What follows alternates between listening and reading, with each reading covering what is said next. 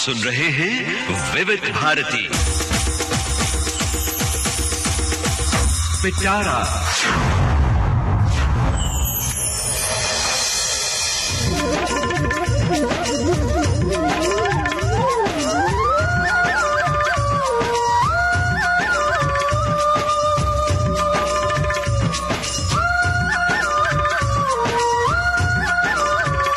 पिटारा में आज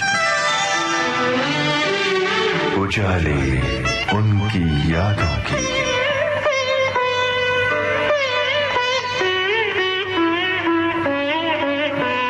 उजाले उनकी यादों की।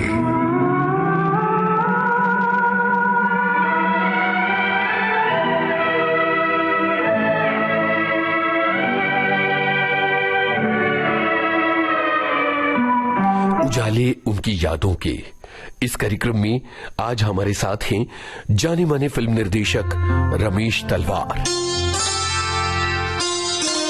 एक लंबी यात्रा रही है रमेश तलवार की। एक फिल्म निर्देशक, रंगमंच की दुनिया के निर्देशक और साथ में प्रोड्यूसर भी। सन 1977 दूसरा आदमी। अरे चल कहीं दूर निकल जाए। 1981 चांद नगर की शहजादी, मैं इस धरती का बंजा। 1985 जमाना। एक बात है हमसे कहीं नहीं जाए। 1993 फिल्म रंगमंच पर भी रमेश तलवार का लंबा काम रहा है। हम रमेश तलवार जी के घर गए और उनसे की लंबी बातचीत। रमेश तलवार से बातचीत की है आपके इस दोस्त यूनुस खान ने। आज सुनिए दूसरा भाग। पिछले एपिसोड में आपने सुना अमजद ने कहीं और दूसरी जगह यूनिवर्सिटी में भी कोई होता है इस किस्म का एक प्ले खेला जिसमें अमजद को ऐ मेरे वतन के लोगों नाम से प्ले खेला था अमजद खान ने। उसको वहां ट्रॉफी मिली थी। तो कादर खान ने फिर कहा, यार रमेश तुम हमेशा ट्रॉफी ले जाते हो। मैंने कहा भाई मैं क्या, स्क्रिप्ट अच्छी होती है, ये होता है। तो मैंने कहानी पढ़ी थी कृष्णचंद्र की, जामुन का पेड़। मैंने कहा यार इस पे बड़ा अच्छा प्ले बन सकता है। तो सागर साहब और कादर खान दोनों साथ में खड़े थे जी। तो कादर खान हमारे प्ले में मैं आग होता हूँ, मैं मेन रोल करता था, मैं कॉमेडियन का रोल करता था, मेन हीरो का रोल करता था। अच्छा। तो वही हम खड़े थे चर्च गेट पे गेल आउट के बाहर। और मैंने कहा यार ये देखो बड़ा अच्छा, कहते यार मुझे तो मैं लिख के दूंगा। मैंने कहा ले लो। जब उसने प्ले लिखा तो मैंने कहा भाई वो प्ले दो यार, कंपटीशन नजदीक आ रहा है। चल रमेश प्ले बहुत अच्छा बन गया। तुम साले हर बार ट्रॉफी जीतते हो, इस बार मैं ट्रॉफी जीतना। हाईजेक हो गया प्ले। हाँ। तो वो प्ले ले लिया उसने। हाँ। अब मैंने 3 बंदर प्ले खेला जी। तो जिसमें मेरे एक्टर को बेस्ट एक्टर का अवार्ड मिला, लेकिन ट्रॉफी कादर खान को मिली। इस बार वो ले गए लास्ट। और इसी साल जो है फिर झगड़े हुए, मारामारी, खून खराबा हुआ। मुंशी जी की वाइफ वो आई स्टेज पे। हाँ। के मुंशी की वाइफ जी, भारतीय विधान की मालकिन। उन्होंने कहा भाई बस लास्ट ईयर है, आइंदा यहाँ कंपटीशन नहीं होगा। हाँ। और 13-14 साल से 52 से कंपटीशन चलता आ रहा था या 50 से चलता आ रहा था। और ये ईयर था 68 या 69।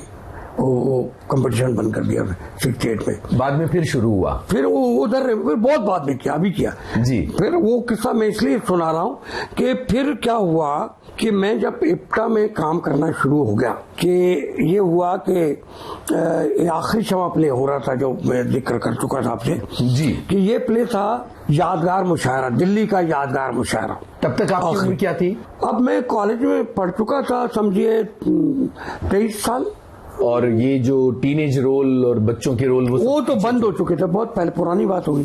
तो अब ये जो इनके साथ 68 में मैंने कुछ 1-2 प्ले पंजाबी में किए, जो मैं हिंदी में ट्रॉफी ले चुका था। मनमोहन कृष्ण जी के साथ, अचला सिद्धेव के साथ, इनके साथ वो किए। और पंजाबी में वो तुझे आए तुझा पाशी, शतरंज के मोरे को पंजाबी में शतरंज दे मोरे के नाम से खेला जी। और बी आर चोपड़ा और यश चोपड़ा देखने आए थे और बी आर चोपड़ा ने बहुत हंसते रहे। यश चोपड़ा फर्स्ट रो में बैठे थे, जोर से हंसते थे और प्ले खत्म होते उन्होंने कहा बेटा तुम आ जाओ। बी आर चोपड़ा साहब ने कहा मुझसे मिलने आओ। मैं मनमोहन जी के साथ उनके ऑफिस चला गया। बोले तुम पंजाबी पिक्चर मेरे लिए डायरेक्ट करो। उन्होंने पंजाबी में प्ले देखा था। मैंने कहा साहब मुझे तो ग्रामर आती ही नहीं फिल्म की, तो मुझे आप असिस्टेंट रख लीजिए, मैं ग्रामर सीख लूंगा फिर करूंगा आपके लिए। तो उन्होंने कहा बेटा अभी तो कोई पिक्चर चल नहीं रही हमारी, जब कोई अनाउंस होगी तो तुम आ जाना। तो मैंने पढ़ा कुछ दिनों के बाद कि इत्तेफाक एक फिल्म बनेगी, 1 महीने में कंप्लीट हो जाएगी और राजेश खन्ना उसका हीरो होगा। राजेश खन्ना तो मेरा स्टेज का दोस्त। बिल्कुल। तो मैं मनमोहन जी से फिर कहा, मनमोहन कृष्ण साहब से कि वहां चलते हैं, ये पिक्चर है और मुझे असिस्टेंट रख लेंगे।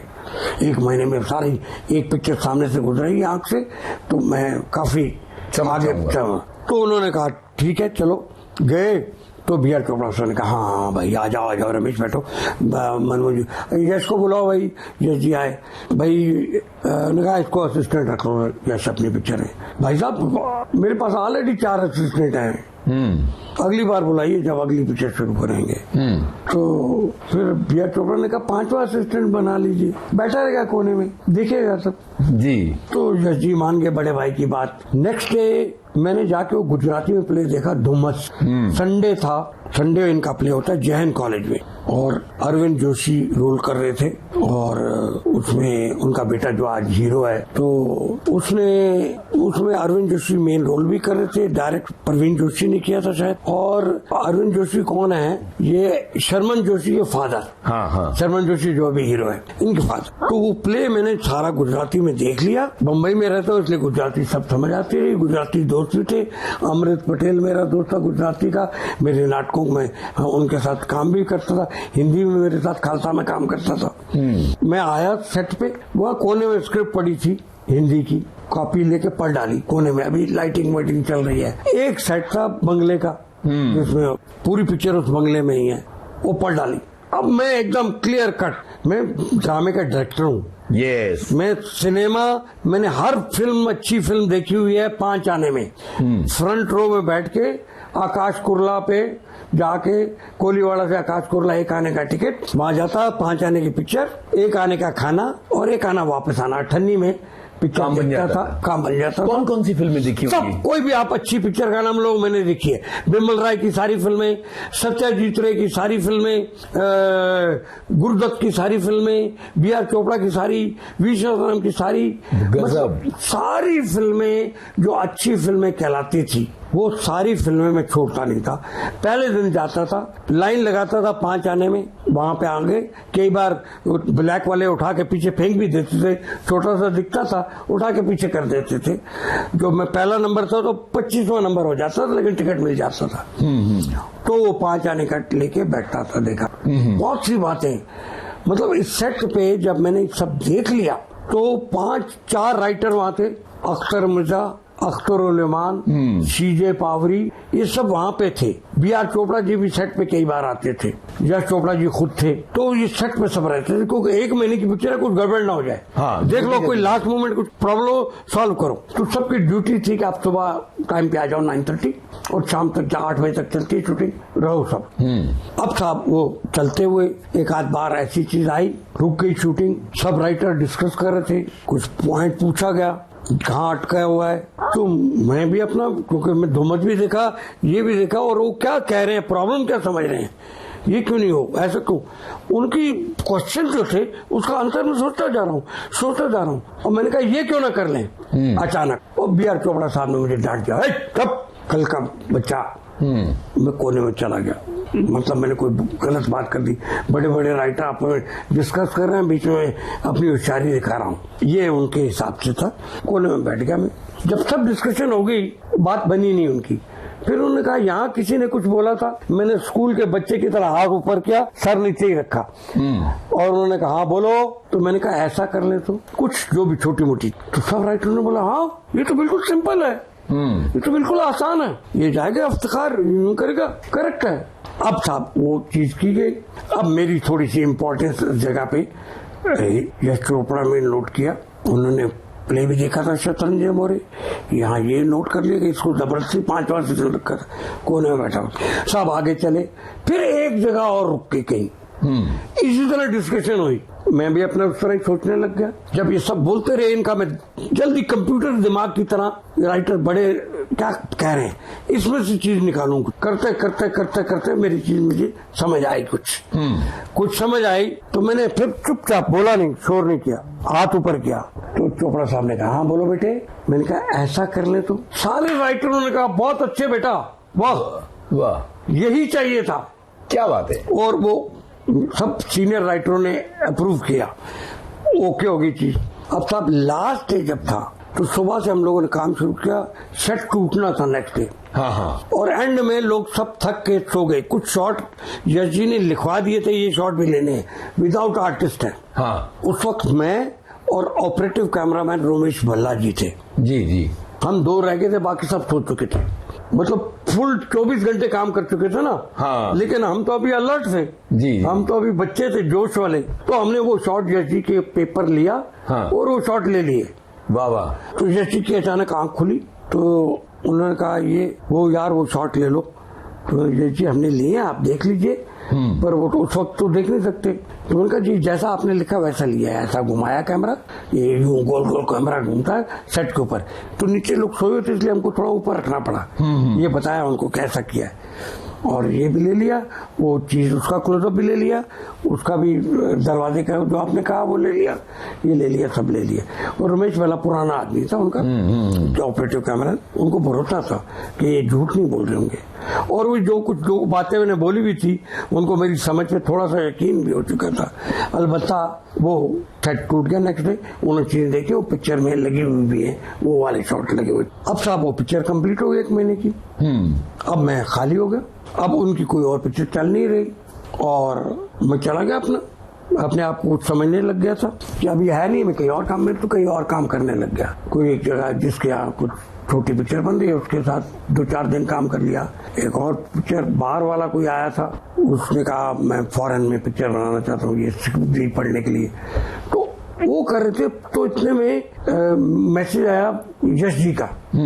यश जी का मैसेज ऐसे आया कि मैं गया था, मेरा एक प्ले ओपन हो रहा था तन्हाई, जिसमें शौकत कैफी रोल कर रही थी main film actor, retired film actress का, शबाना आजमी की माँ। हाँ। और उसमें भरत कपूर उनका बेटे का रोल कर रहा था जी। तो मैंने कहा कि आप प्ले देखने आइए। तो वहाँ शशि कपूर शूटिंग नीचे कर रहे थे, उनके पास क्या, मुझे पता है थिएटर के बहुत वो हैं। तो मैंने कहा शशि जी ऐसा प्ले है मेरा, आप देखने आइए। तो कह रहे हैं बेटा मैं पहले शो पे कभी आता नहीं हूँ, 4-5 शो के बाद आता हूँ। मैं बोला आज देख लीजिए, फिर 5वें फिर देख लीजिए, गलतियां ही पता चल जाएंगी हमको, समथिंग लाइक दैट। तो अलबत्ता वो भी आ गए देखने। प्ले तेजपाल हॉल में खेला जी। तो प्ले देखने के बाद यश जी ने बोला बेटा तुम कल राजकमल स्टूडियो आ जाओ। फिर आहिस्ता से कहा मैं भाई साहब से अलग होके कंपनी अपनी खोल रहा हूँ। तुम क्या कर रहे हो आजकल? मैंने कहा ऐसे फॉरेन का एक आदमी आया, वो चाहता है कि फिल्म बनाऊं यहाँ पे। नहीं बेटा तुम आओ मेरे पास। तो नेक्स्ट डे में आया, इन्होंने अपनी यशराज फिल्म शुरू करनी थी। वहाँ पे उन्होंने बताया कि ऐसे पिक्चर बना रहा हूँ मैं, 3 पिक्चर बनाऊंगा। एक में ये मेरा चीफ असिस्टेंट होगा फलाना आदमी, फिर दूसरा बताया ये असिस्टेंट है मेरा, ये दूसरी पिक्चर में जो प्राण मेहरा डायरेक्ट करेंगे उसमें ये चीफ असिस्टेंट डायरेक्टर होगा, और एक पिक्चर मनमोहन कृष्ण डायरेक्ट करेंगे जिसमें तुम चीफ असिस्टेंट होगे। ओके। तो मैंने कहा मैं असिस्टेंट बनना चाहता हूँ, मैं डायरेक्टर बनना चाहता हूँ। चीफ असिस्टेंट बनने से मेरा कोई नहीं, मुझे आप 3rd असिस्टेंट रख लिए, 5वां रख लीजिए, मैं आऊंगा। तो मैं उनको फॉरेन वाले को मना कर दिया कि साहब मैं इनकी रेगुलर कंपनी शुरू हो रही है, तो मुझे नौकरी आ गए थे जी। तो उन्होंने कहा कि बेटा ऐसे इतने पैसे मिलेंगे तुम्हें उसके लिए, असिस्टेंट के लिए। तो मैंने हल्का सा, मैं बीच में थोड़ी देर मैंने बताया आपको सच्चे वाले में नौकरी की, जब मैं प्ले डायरेक्ट करता था ना। हाँ। शफी नामदार, फारूक शेख वगैरह, तो सच्चे वाले में नौकरी भी करता था, वो टेम्परेरी जॉब था जी। तो वो 15 महीने मिला, 3-3 महीने का एक्सटेंशन होता था जी जी जी। तो 15 महीने के बाद उन्होंने कहा कि अब हमको नहीं चाहिए। तो मैंने पार्टी दी लोगों को कि मैं फ्री हो गया। ये कुलदीप वगैरह सबको पार्टी दी कि अब मैं फ्री हूँ। हाँ। तो फिर मैं आके ये इप्टा में आके मैंने ये नाटक शुरू किए थे कि आजाद हो गया हूं, मेरे को कोई ड्यूटी नहीं, कुछ नहीं। तो अब जो मैं ये सब कर रहा था ऑलरेडी, तो मुझे वो जो 400 रुपये महीना मिलता था सचिवालय में, तो जो भी यश जी ने मुझे तनख्वाह बोली तो मैंने यश जी वहाँ क्लर्की के 400 रुपये मिला करते थे, यहाँ तो असिस्टेंट डायरेक्टर हूँ, तो देख लीजिए जो देना है आप दे दीजिए, मैं ले लूंगा। तो उन्होंने मेरी तनख्वाह 400 रुपये रखी। जी जी, वाह वाह। तो 400 रुपये का ये फायदा था कि कोलीवाड़ा से पाली हिल तक 1 रुपया लगता था टैक्सी का। अच्छा, मैं टैक्सी में बैठ के आता था उनके घर में 1 रुपये में, तो 30 रुपये महीने का मेरा वो खर्चा था। बाद में उनकी गाड़ी होती थी, हाँ, उनके साथ राजकमल स्टूडियो जाते थे, उनकी गाड़ी में बैठ के वापस उन्हीं के घर पाली हिल पे आते थे। फिर मुझे जाना होता साधना स्कूल में रिहर्सल के लिए ड्रामे की, वो अपनी गाड़ी भेजते थे, बेटा रामचंद्र को ले जाओ, गाड़ी जा, तेरे को छोड़ के आ जाएगा। वो मुझे वहां छोड़ देता था, मैं आ जाता। तो इन चीजों में जो लिंक वाली बातें याद आती है यादाश्त में, हुआ ये कि कुछ बम्बई बंद हो गई।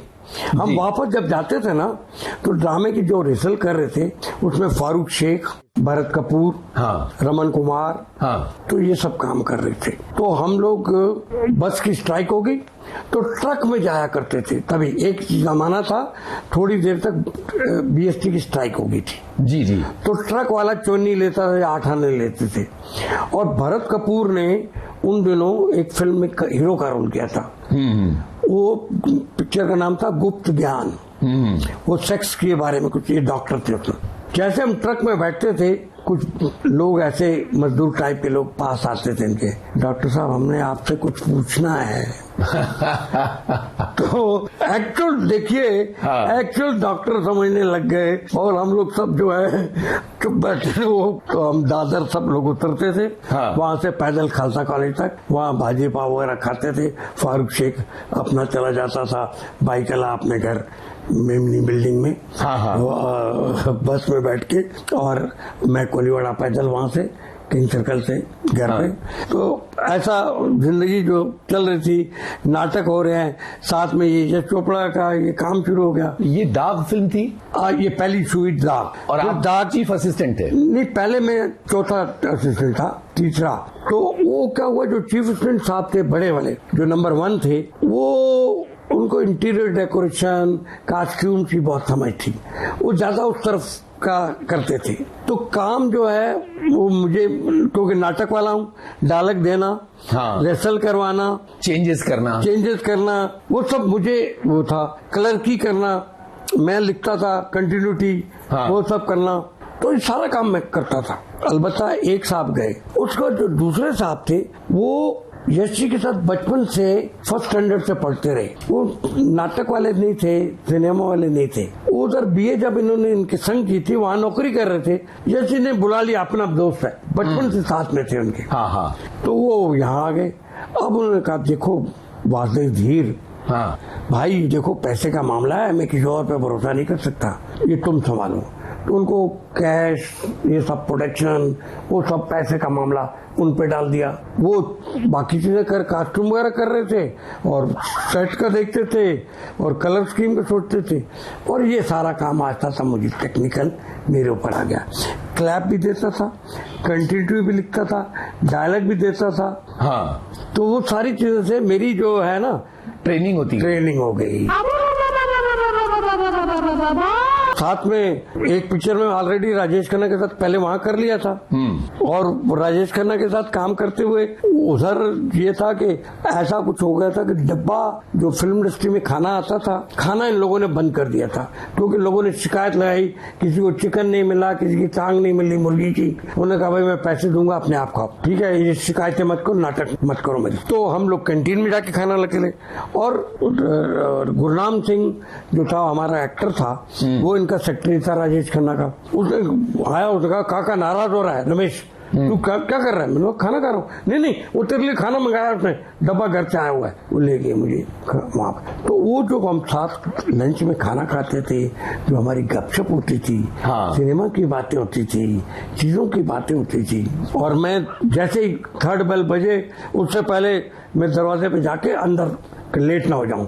और एक दिन मैं लेट हो गया तो मुझे रवि चोपड़ा ने पकड़ लिया था कि देखो काका के साथ खाना खाते हो, इसका मतलब ये नहीं कि तुम लेट आओ, सॉरी आंदा नहीं होगा। तो ये अब फिर पिक्चर दाग में राजेश खन्ना हीरो हो गई। हाँ, और दाग जो चल रही है तो मेरी इंपॉर्टेंस बहुत थी, बिकॉज राजेश खन्ना बात सुनता है, डायलॉग करता है, रिहर्सल करवा रहा है मेरे साथ। कई बार बहुत लंबी चीज है तो बोला रमेश लिख दो वहां पे सामने, रीडिंग करवा लो मुझसे और सामने लिख भी दो।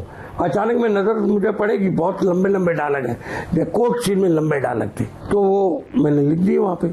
उन्होंने कोर्ट सीन में अच्छा सा ग्लांस करके वो देख भी लिया। अगर आप अब मैं बोल चुका हूं तो आप फिल्म देखेंगे तो आपको समझ आएगा कि राजेश खन्ना की यूं क्यों गया। हाँ। तो ऐसा भी था। तो अलबत्ता खैर वो दोस्ती का जो है पूरा फायदा जो हुआ मुझे राजेश खन्ना की।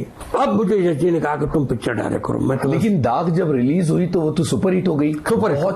बहुत चली, के गाने बहुत चले, बहुत लंबी चीज है तो बोला रमेश लिख दो वहां पे सामने, रीडिंग करवा लो मुझसे और सामने लिख भी दो। अचानक में नजर मुझे पड़ेगी बहुत लंबे लंबे डायलॉग है, कोर्ट सीन में लंबे डायलॉग थे, तो वो मैंने लिख दिए वहां पे।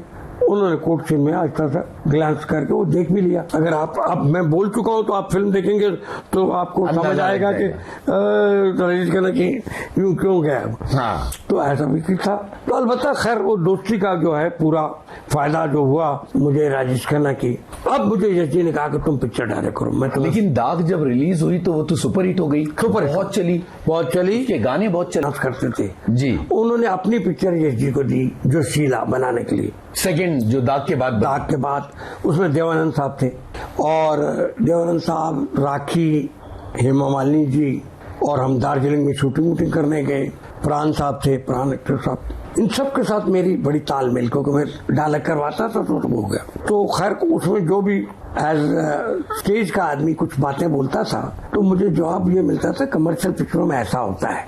जी। तो मेरे कोई क्रिटिक वाली बात मैं बोलता था ना तो वो मुझे वो कर दिया जाता था। तो वो जब पिक्चर रिलीज हुई तो बोले पहले जब हम देखने जाते हैं शोज थोड़े से अटेंड करते हैं, कुछ गड़बड़ है, कुछ काट डालें, कुछ अभी भी ऐड कर डालें, ट्रायल शोज। तो वही जगह जो मैं बोला करता था कि ये चीज ऐसी क्यों, ये क्यों, ये आदमी बम्बई में पुलिस वाला है, वो दार्जिलिंग क्यों आएगा, ऐसा कुछ अजीब से बोलते थे पॉइंट मेरे। वो थिएटर के पॉइंट थे, मतलब मीन में निकालने वाले, जानबूझ के आप गलती निकालते हैं ना, वो कहते हैं आटा गूंथते हुए हिलती क्यों हो, उस तरह के पॉइंट होते थे। जी। तो वैसे ही पॉइंट मैं बोल दिया करता था। तो वो गुलशन राय जी ने, मैंने कहा था वो पॉइंट जो मैं आप लोगों से कहता भी था वो तो वो ही है, तो इतनी ज्यादा नहीं चलेगी पिक्चर, क्योंकि मैं 5 आने में पिक्चर है बहुत देखिए।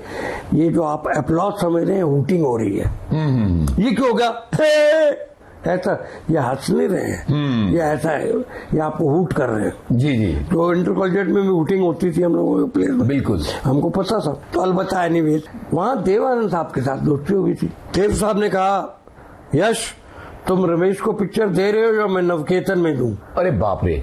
तो जज ने कहा पूछिए रमेश से, मैंने ऑलरेडी बोला है सब्जेक्ट ढूंढो, उन्होंने बोला हुआ था। हाँ। पहले मुझसे बोला हुआ, पूछो, मैंने बोल दिया कि भाई तुम अपनी अभी स्क्रिप्ट ढूंढो। तो बोले ठीक है, वरना रमेश मैं बैठा हूँ।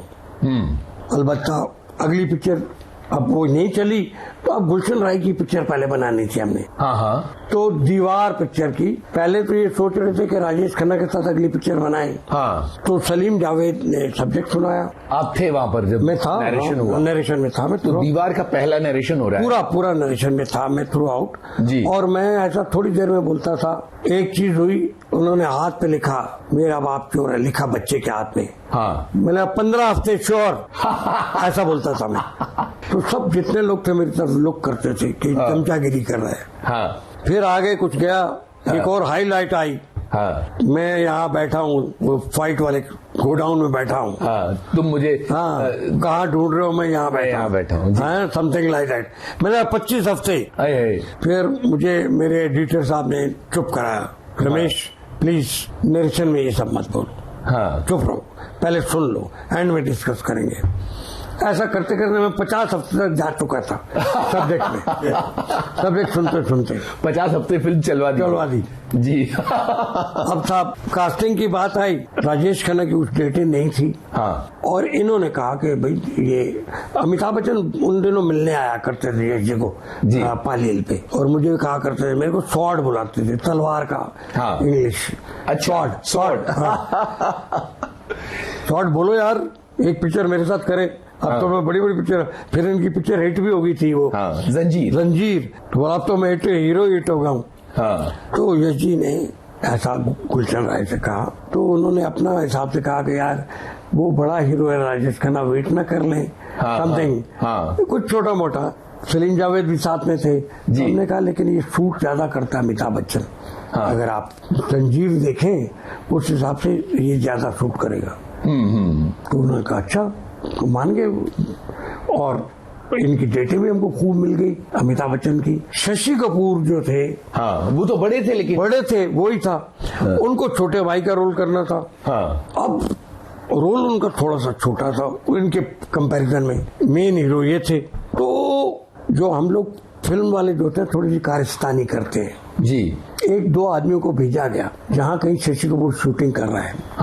अरे साहब, दीवार की स्क्रिप्ट सुनी, जैसा दीवार का आपका सब्जेक्ट था ना, उससे बेटर रोल है कभी कभी में आपका। दोनों पिक्चर जैसे चोपड़ा कर रहे हैं, खुद के लिए एक गुलशन रहेगी, ऐसा कुछ लोग बोल देते, कन्विंस करने के लिए। हाँ, कोई बोल देता, बीज डाल रहे कोई भी गया जी जो सीनियर किस्म का आदमी है, जो बोलने में ऐसा ना लगे कि बनावटी तो वो साहब फिर शशि जी ने कहा यार तुम मुझे रोल सुनाते नहीं हो, तो उनको रोल सुनाया गया कि भाई देखिए लेंथ वाइज हुआ है, पर सोच लो मैं इनका बड़ा भाई लगूं, छोटा भाई लगूंगा कहीं, वो ऐसा कर लेंगे, बालों का ये कर लेंगे, उसका ये कर लेंगे।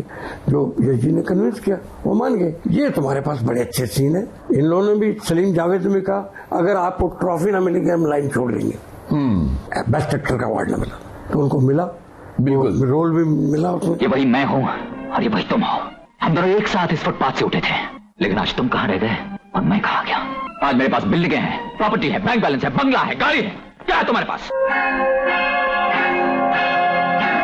मेरे पास माँ है।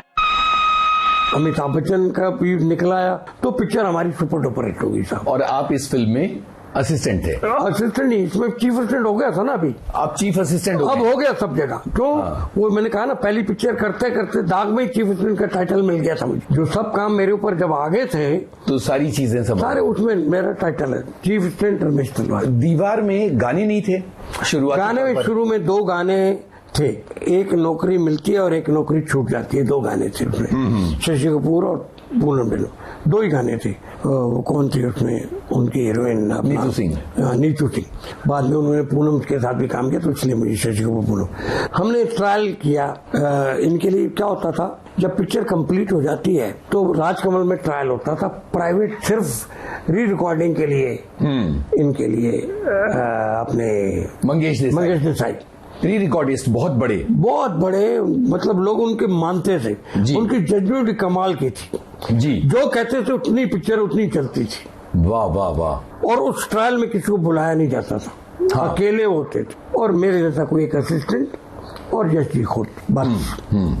उन्होंने पिक्चर देखी तो जैसे हुए तो हम निकले बाहर, जैसे बात तो करते होते फौरन कहने लगे भाई पिक्चर तो बहुत अच्छी है आपकी, लेकिन 15 हफ्ते से ऊपर नहीं चल सकती। अरे बाप रे। तो ये जी ने कहा क्यों भाई? बोला म्यूजिक नहीं है, हमारी फिल्मों में म्यूजिक बहुत इम्पोर्टेंट चीज है। तो मैंने कहा एज इट इज मुझे लगता है 50 हफ्ते तक चलेगी। हाँ, वो आपने नरेशन के समय वही क्या। तो कहने लगे नहीं बेटा, वो थ्योरी वाइज ठीक है, लेकिन इस टाइम पे रिस्क नहीं लेना होता है। अभी भी गाने डाल दो। तो हम लोगों ने 3-4 गाने रिकॉर्ड किए, 3 गाने और रिकॉर्ड किए। एक डॉग्स में होता है, देवन और हमारे गेस्ट आर्टिस्ट बुलाएंगे, डॉग्स में गाना शूट किया। एक और गाना था और एक कवाली, जो वो बैकग्राउंड में था।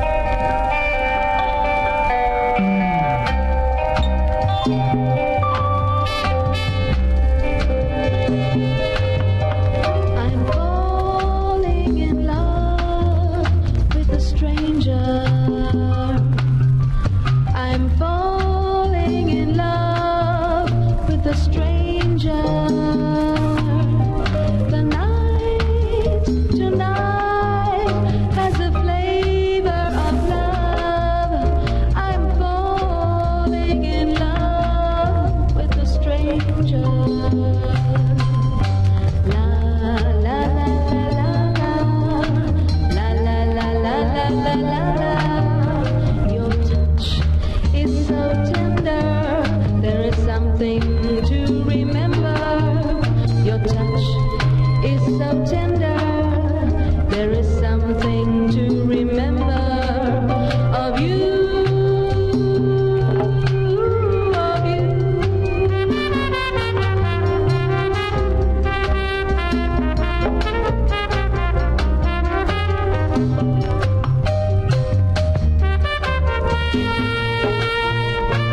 तो साहब ये जब होगी बात, तो हमने जब गाना वाना पिक्चराइज किया, वो हमको जमानी एक टाइटल सॉन्ग दीवारों के सिंगल, हाँ इनका था देवन वर्मा वाला, वो लगता है जबरदस्ती घुसाया हुआ है, हम लोगों ने वो काट लिए, कवाली भी काट, लेकिन कवाली हमको पसंद आई थी जी। तो सलीम जावेद को पिक्चर दिखाई, उन्होंने कहा साहब ये कवाली तो इसमें नहीं रह सकती, वो निकाल दीजिए। तो यश जी ने कहा भाई वैसा है मंगेश जी, नहीं हम देखिए हम तो ये। अब साहब उस वक्त क्या था, यश जी बड़े भले आदमी थे, गुलशन राय भी बड़े भले आदमी थे, ये ज्यादा वो सब बोलते नहीं थे, लेकिन सलीम जावेद सुपर हिट थे उस वक्त जी, और ये बोलते थे, इनका अपनी बात कहलवाते थे और करवाते थे और मनवाते थे। तो अब उनके सामने सिर्फ मैं खड़ा हुआ, मैंने कहा देखिए जावेद साहब, सलीम साहब, मैंने उस टाइम पे आपसे कहा था ये पिक्चर इतनी चलेगी, 15 हफ्ते 25 हफ्ते 50 हफ्ते कहा था, बोले लेकिन चली तो 104 हफ्ते ना। क्या बात है। हाँ। तो मैंने कहा चलिए वो सही। हाँ। आप मैं भी ये चाहता हूँ कि ये पिक्चर भी 50 हफ्ते जरूर चले। हाँ। तो आप प्लीज। तो कहने लगे ठीक है, हम आपकी अगली पिक्चर नहीं करेंगे। गुलशन राय से भी कह दिया और यश चोपड़ा से भी कहा, सिर्फ इस कवाली की वजह से। हाँ, हम फिर अगर आप हमारी बात नहीं मानेंगे हम नहीं करेंगे। तो मैंने कहा मत कीजिए, आपको भी बहुत प्रोड्यूसर मिलेंगे, हमको भी बहुत राइटर मिलेंगे। अरे बाप रे। अब ये बात यश जी भी चुप है, गुलशन जी भी चुप है, और मैंने कह दिया ये बात। और देखिए साहब, जैसे हम बाहर निकल रहे हैं साथ में, तो जावेद साहब कहने लगे, रमेश जी बुलाते, रमेश जी आप कैसे इप्टा के एक्टर हैं, डायरेक्टर हैं, आपने तो हमारे पांव पे कुल्हाड़ी मार दी। ओ, कवाली के बदले कवाली मार दी। कुल्हाड़ी मार दी के बदले बोला आपने तो हमारे पांव पे कवाली मार दी। अरे गजब, क्या डायलॉग। ये डायलॉग बोला जी। मैंने कहा साहब मजबूरी है। और फिर बाद में उन्होंने देखा, बाद में वो माने भी, और अगली पिक्चर उन्होंने हमारे साथ की भी। लेकिन कवाली तो हटा दी थी ना। नहीं हटाई जी, नहीं, कवाली नहीं हटाई, रही जी। वो बाकी 2 गाने काटे देवन वर्मा का, शुरू में रिलीज से पहले काट दी, कवाली रही। तो वो इस बात पे माने, वो मतलब अंदर से हमारी आपस में म्यूचुअल रिस्पेक्ट शुरू हो चुकी थी। अब जब इन्होंने मैंने फिल्म कर रहा था, तो जमाना के लिए उन्होंने सोचा, जमाना फिल्म के लिए, कि भाई ये फिल्म जो है, ये पिक्चर पहले शायद बना रहे थे मोहन कुमार, हाँ हाँ, प्रेम जी के लिए, और उसमें अमिताभ बच्चन थे और शशि कपूर थे शायद, या कोई और थे। अमिताभ बच्चन, शशि कपूर शायद थे, और प्रेम जी प्रोड्यूसर। अनाउंस हुई है, स्क्रीन में उसके फुल पेज भी आया था, और नाम कुछ और रखा था जी, ए से नाम रखा था। मोहन कुमार की पिक्चरों का नाम ए से होता था। बाद में कुछ आपस में जो भी होगा नहीं बनी पिक्चर हो। इनके पास स्क्रिप्ट थी, और आप तो ऑलरेडी डायरेक्टर बन चुके थे। मैं बन चुका था तब तक तो बसेरा आ गई थी। हाँ। बसेरा आ गई थी। तो इन्होंने मुझे कहा कि आप आइए हमसे मिलिए। मैं गया मिलने, जावेद साहब और सलीम साहब दोनों बैठे थे। तो मैं गया, बोलने लगे भाई एक प्रोजेक्ट है, करेंगे आप? मैंने कहा जी आप कमाल कर रहे हैं, आप प्रोजेक्ट दे रहे हैं तो मैं क्यों नहीं करूंगा। देखिए कमर्शियल सब्जेक्ट है, आप सुन लीजिए, हाँ फिर बोलिए। और हम आपको कास्टिंग भी बताते हैं। आपका दोस्त ऋषि कपूर इसमें होगा। मैं ऋषि कपूर के साथ उन दिनों बहुत फिल्में कर रहा था। हाँ बिल्कुल, ऋषि कपूर इसमें होगा, और साथ में होंगे राजेश खन्ना, वो भी आपके दोस्त। तो अब उसी टाइम पे एक्चुअली डिम्पल की शादी राजेश खन्ना के साथ हो गई थी। जी जी। और कंट्रोवर्सी चल रही थी कि वो हीरोइन थी बॉबी में, हाँ, तो पिक्चर को बिल्टअप मिलता है, ये उनके ध्यान में था। और रमेश तलवार के दोनों हीरो दोस्त हैं। तो साहब वो फिल्म मैंने कहानी सुनी। मेरा बसेरा करने के बाद और दूसरा आदमी करने के बाद दिमाग जो है खराब हो चुका था। खराब मतलब सीरियस हो गया था। ये पिक्चर बिल्कुल कमर्शियल पिक्चर थी। मैंने कहा यार वही स्मगलिंग, वही पुलिस और सिपाही, और तो देखिए मुझे मेरे लायक नहीं है, कोई और करे तो बेटर है आपके लिए। हाँ हाँ भाई जब आप फिल्म करेंगे और सलीम जावेद की स्क्रिप्ट होगी तो आप सोचिए, डायलॉग नहीं लिखे होते, स्क्रीन प्ले तैयार था। जी जी। अब तो डायलॉग लिखने हैं, इसमें डायलॉग लिखे होंगे तो फिर आप सोचिए। जी जी जी। तो साहब मैंने कहा फीस क्या देंगे? कहने लगे भाई फीस तो कोई डायरेक्टर हमसे हमारे पास है ऑलरेडी, जो 2 लाख 2.5 लाख रुपए ले रहा है, तो आपको भी वही दे देंगे। तो मैंने कहा आपने हमसे अभी कितने पैसे मांगे थे पिक्चर के? बोले 21 लाख। तो मैंने कहा 21 लाख, 10.5 लाख सलीम साहब के, 10.5 जावेद साहब के, और डायरेक्टर 2-2.5 लाख देंगे तो पिक्चर अच्छी कैसे बनेगी? क्या गजब बात है।